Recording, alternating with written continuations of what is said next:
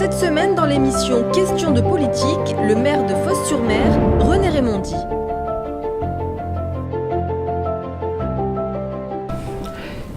Il y a une dizaine d'années, je vous aurais dit que c'était le hasard et que je m'étais fait happer. Finalement, je pense qu'il n'y a pas de hasard et que quelque part, c'était certainement quelque chose qui était écrit en moi. Servir les autres, je crois que c'est quelque chose d'important et servir à quelque chose dans une vie qui passe vite.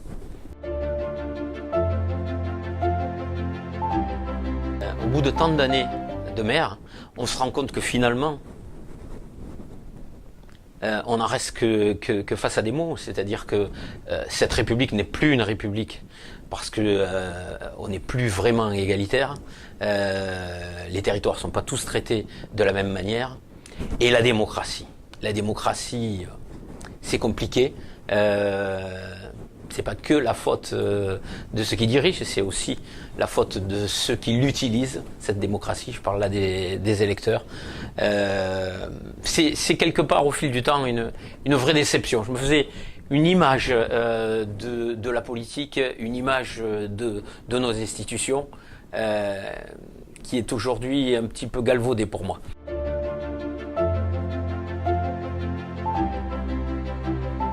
Je dirais pas ça parce que je reste quand même assez fier de mon bilan local, en tout cas. Ça reste, j'allais dire, mon moteur permanent. C'est une belle chose.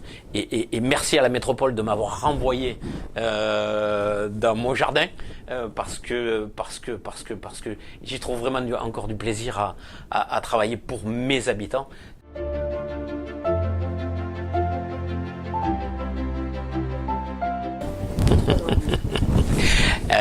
Les projets prioritaires pour les 2-3 ans, il reste très peu de mandats, mais si on parle de la ville intramuros, c'est la Maison des Arts. Grâce à cette nouvelle infrastructure, d'abord on va satisfaire nos danseurs, nos musiciens et ceux qui pratiquent l'art, mais on va aussi réhabiliter la dernière ferme de la ville. Et ça finira un quartier et on essaiera de lui redonner le faste d'antan, c'est-à-dire qu'on va mélanger encore une fois le volet artistique et le volet un petit peu traditionnel. On a une école maternelle qui elle aussi avance bien, puisqu'on a notre concours d'architectes qui arrive ces jours-ci. On a bien évidemment notre maison de la petite enfance, celle-ci aussi avec un côté un petit peu architectural particulier, puisqu'on trouvera un toit en pierre, comme le toit de l'église de Lauture, et puis nos arènes qu'on finira rapidement. Ça, c'est l'intramuros. Et puis, bien évidemment, on se dépêche de finir toutes nos routes, d'enfouir notre éclairage public, parce que décembre 2019, on perd la compétence, et là, on ne sait pas à quelle sauce ce sera mangé.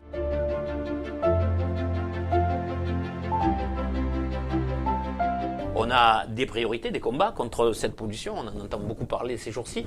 On commence à sentir fléchir l'État, c'est bien. On commence à reconnaître qu'il y a eu des problèmes, qu'il y en a peut-être encore. Les industriels nous disent, il y en a eu, il n'y en a plus. Bon, nous on veut savoir, ça c'est la première chose. Et puis ensuite, il y a le développement du port et tout ce qui va autour. C'est-à-dire toutes les infrastructures routières. Là, il y a un énorme combat. Le rapport Duron dit qu'il ne faut pas dépenser plus de 300 millions d'euros. À mon avis, c'est de l'ordre de 600 à 700 millions d'euros pour pouvoir effectivement avoir une infrastructure qui soit à la hauteur d'un port international, d'un port principal en Europe pour la Méditerranée. Là-dessus, le port me contredira pas. Je crois que c'est important et indispensable pour l'avenir économique de la métropole, de l'avenir économique du département et de la France en général. Il faut bien prendre la mesure effectivement de l'importance du port de Fos.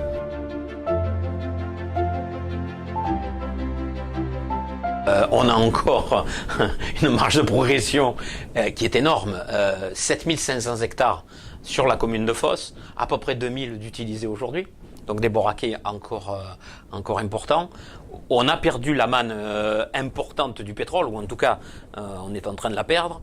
Elle est remplacée péniblement par les conteneurs, mais on progresse, sauf que aujourd'hui on parle de covoiturage, on nous parle de ferroutage.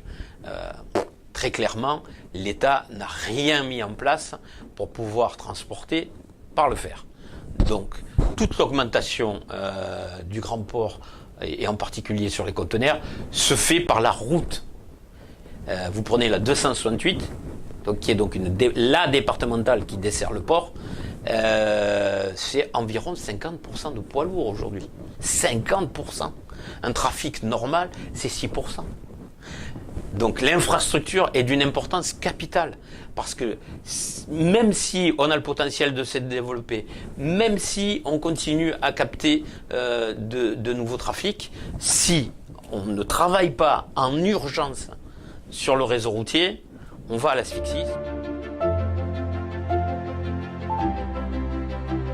Jupiter 1000, c'est, j'allais dire, le premier maillon de ce qu'on a appelé chez nous Innovex, ce que le port appelle Innovex, et qui est normalement un lieu qui va être destiné à la transition énergétique. Jupiter 1000, c'est l'hydrogène. Eh bien, rien n'a été pensé aujourd'hui par l'aménageur, le grand port maritime, pour l'accès routier de cette zone-là. Encore une fois, Jupiter 1000, ça n'est qu'un maillon, on espère en avoir d'autres. Aujourd'hui, les poids lourds sont obligés de manœuvrer pour pouvoir passer sous la voie ferrée, pour pouvoir passer sous la route. On ne peut pas imaginer créer une zone d'activité en plus d'innovation sans avoir le minimum syndical, c'est-à-dire un accès routier.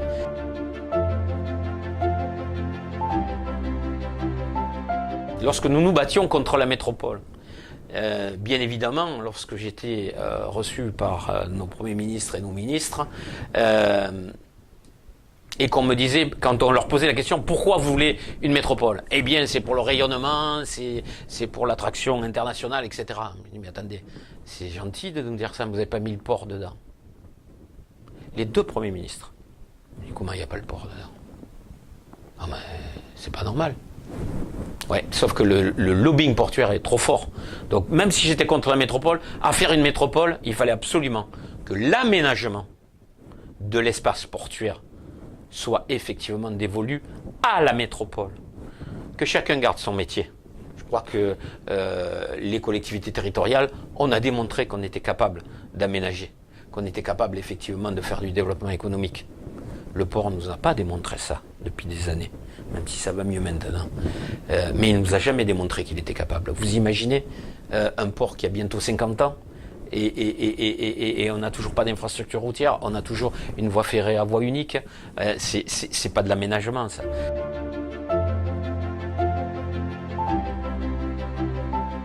Aujourd'hui, la réalité, c'est quoi? C'est une lettre d'intention par un industriel chinois. On attend de voir. On n'est pas plus avancé que ça. Voilà. Donc, j'espère que Keshen viendra. Mais j'aurais souhaité peut-être une politique industrielle française. Aujourd'hui, Keshen, c'est quoi? C'est 200 millions d'euros d'investissement. Le budget du département consolidé, annuel, 5 milliards. Une usine, c'est 40 ans d'amortissement. 200 millions sur 40 ans. Ça ne fait pas beaucoup de remboursement. N'a-t-on pas des ingénieurs en France capables de fabriquer de la silice? Moi je vous réponds oui, il y en a plein. Mais leur a-t-on donné les moyens pour effectivement faire de la silice en France? Pourquoi un Chinois vient faire de la silice en France? Parce qu'il y a un débouché en France, parce qu'il y a un débouché en Europe. Est-ce que notre politique industrielle, c'est de verser des subventions à des entrepreneurs étrangers pour faire de l'industrie en France? Ça reste une grande question. Bienvenue aux Chinois, s'ils viennent. Mais quel dommage et quel gâchis d'avoir sacrifié notre industrie française.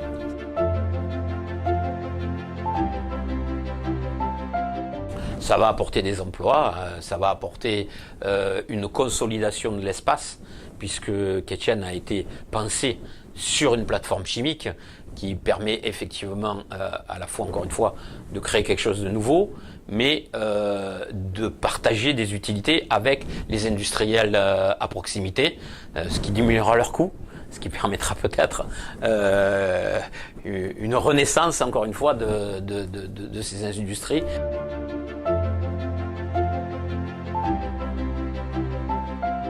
c'est une nouveauté.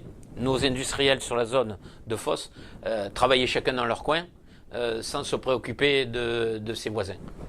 Aujourd'hui, Pictot a le mérite d'avoir posé sur la table, effectivement, une nouvelle idée qui est de dire il faut que nous travaillions ensemble. Qu'est-ce que tu produis? Qu'est-ce que je peux te fournir? Pictot, c'est une grande chose, une belle idée. C'est dommage qu'on ait attendu 40 ans pour en arriver là.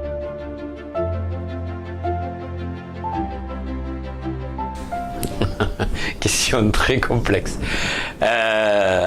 On est dans l'opposition, donc on ne voit pas tout. Moi, j'ai pas senti un énorme changement de politique, si ce n'est sur des points, j'allais dire, un petit peu idéologiques. C'est-à-dire que on va remettre les RMistes au travail, les RSA, il faut qu'ils travaillent. Bon, ok, c'est un discours qu'on connaît. On a senti, par contre, un flux qui part beaucoup plus vers Marseille que dans le passé. À titre d'exemple, la ville de Fos attend son CDDA, c'est-à-dire son contrat d'aide du département depuis 5 ans. Je considère qu'à Fos, on n'a pas besoin effectivement d'être aidé. Bon, là aussi, on n'est pas très équitable dans le système.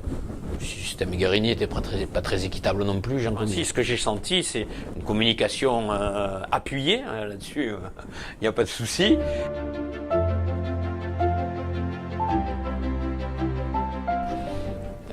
Je ne vois pas comment on n'irait pas vers la fusion. Pour sauver la métropole, il faudra bien une manne extérieure. L'État n'a plus d'argent. Le département peut être cette manne. C'est une catastrophe.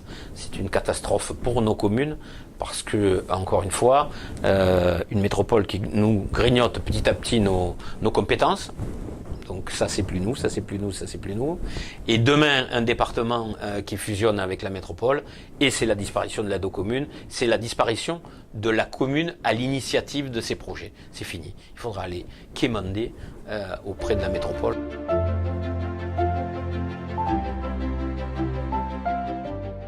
J'y crois plus. J'y crois plus. J'y crois plus parce qu'aujourd'hui, si on fusionne le département, c'est pas pour éliminer le millefeuille, c'est pour sauver le soldat métropole. On l'a voulu cette métropole, enfin, ils l'ont voulu, et puis aujourd'hui il faut la faire vivre, et financièrement elle ne s'en sort pas. Moi je m'inscrirai dans tous les combats possibles.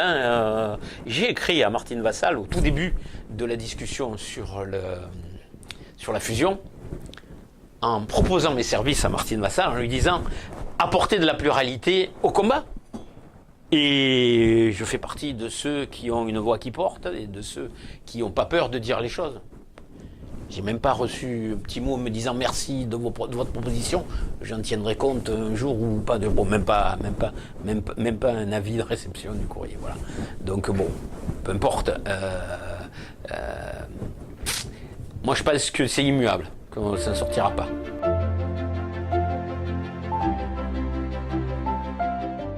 Je serai par là, ouais.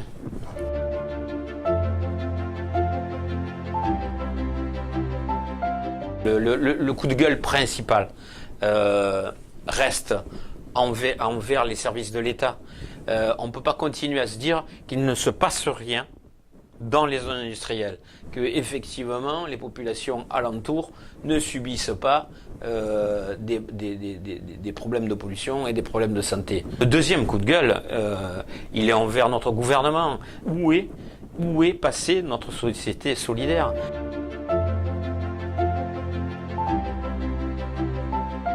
Je crois que je l'ai développé tout au long de cette interview. Ça reste ma ville, quoi qu'il en soit, ça reste mes habitants. Voilà.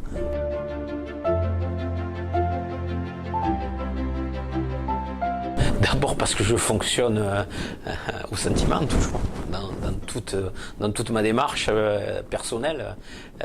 Et on a beau avoir un fort caractère, voilà, on reste sensible à beaucoup de choses. Voilà, bon, c'est un peu ma marque de fabrique, c'est comme ça, on se refait pas.